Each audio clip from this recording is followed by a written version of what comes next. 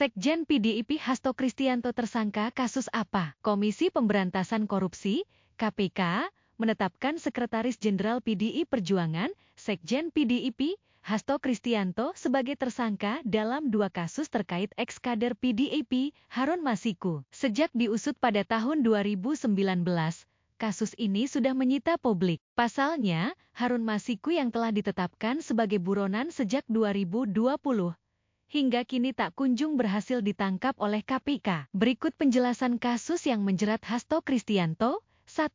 Kasus suap kepada Komisioner KPU. KPK menduga Hasto terlibat dalam penyuapan ex-komisioner KPU, Wahyu Setiawan, agar meloloskan Harun Masiku sebagai anggota DPR RI. Padahal, perolehan suara Harun Masiku yang maju dari daerah pemilihan, Dapil 1 Sumatera Selatan saat itu, kalah jauh dari Rizky Aprilia. Dari penelusuran KPK, Harun Masiku merupakan warga Sulawesi Selatan, Sulsel, yang ditempatkan untuk maju di Sumsel. Saat KPU mengumumkan hasil pemilu 2019, Harun Masiku hanya berhasil mengantongi 5.878 suara dan menempatkannya di urutan ke-6 caleg dengan suara terbanyak.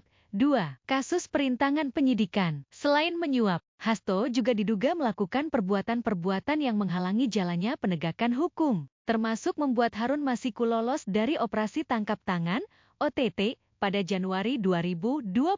Ketika KPK menggelar OTT pada 8 Januari 2020, Hasto memerintahkan penjaga rumah aspirasi, Nur Hasan, untuk menghubungi Harun Masiku. Selain itu, Hasto juga disebut mengumpulkan sejumlah saksi terkait perkara Harun Masiku dan mengarahkan mereka agar tidak memberikan keterangan dengan jujur. Karena perbuatan itu, KPK juga menetapkan Hasto dan kawan-kawan sebagai tersangka perintangan penyidikan. Tidak, ancaman hukuman. Atas perbuatannya, Hasto kini diancam Komisi Anti Rasuah dengan pasal yang berbeda. Dalam perkara suap, Hasto disangka dengan pasal 5 ayat 1, huruf A atau pasal 5 ayat 1, huruf B atau pasal 13 Undang-Undang Pemberantasan Tindak Pidana Korupsi Junto pasal 55 ayat 1, pertama KUHP. Sedangkan terkait kasus perintangan penyidikan, Hasto dijerat KPK dengan pasal 21 Undang-Undang Pemberantasan Tindak Pidana Korupsi Junto pasal 55 ayat 1, pertama KUHP. 4. Alasan KPK baru menetapkan Hasto tersangka. Penetapan tersangka Hasto pada saat ini pun menimbulkan pertanyaan. Sebab, meski KPK telah mengusut kasus ini sejak 2019, dugaan keterlibatan Hasto baru diketahui saat ini. Ketua KPK Setio Budianto menjelaskan bahwa kasus ini sudah ditangani sejak 2019.